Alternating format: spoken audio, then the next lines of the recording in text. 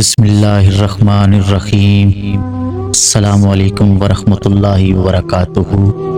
ناظرین کرام، آج کا ہمارا موضوع ہے جب سرکار کائنات صلی اللہ علیہ وسلم نے شیطان کو پکڑنے کا ارادہ فرمایا، تو یہ تفصیل کے ساتھ آج جانیں گے۔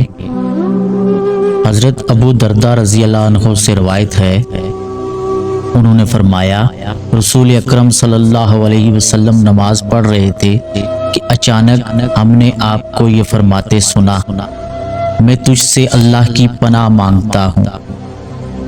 پھر آپ نے 3 دفعہ فرمایا، میں تجھ پر اللہ تعالیٰ کی لعنت بھیجتا ہوں۔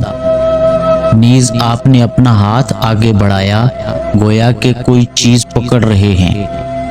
جب آپ نماز سے فارغ ہوئے تو ہم نے کہا، اے اللہ کے رسول صلی اللہ علیہ وسلم، ہم نے آج آپ کو نماز میں ایسے الفاظ کہتے سنا ہے جو اس سے پہلے کبھی نہیں سنے، اور ہم نے آپ کو دیکھا کہ آپ نے اپنا ہاتھ آگے بڑھایا تھا۔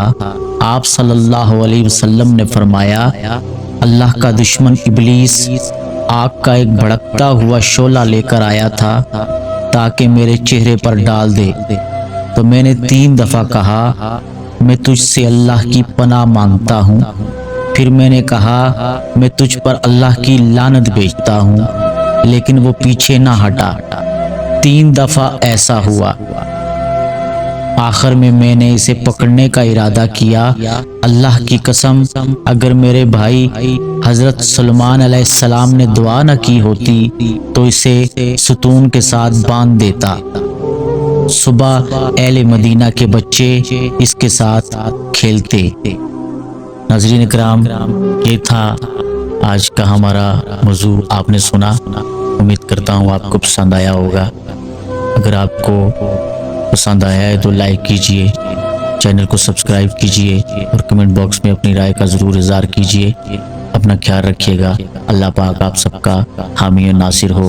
السلام علیکم ورحمۃ اللہ وبرکاتہ۔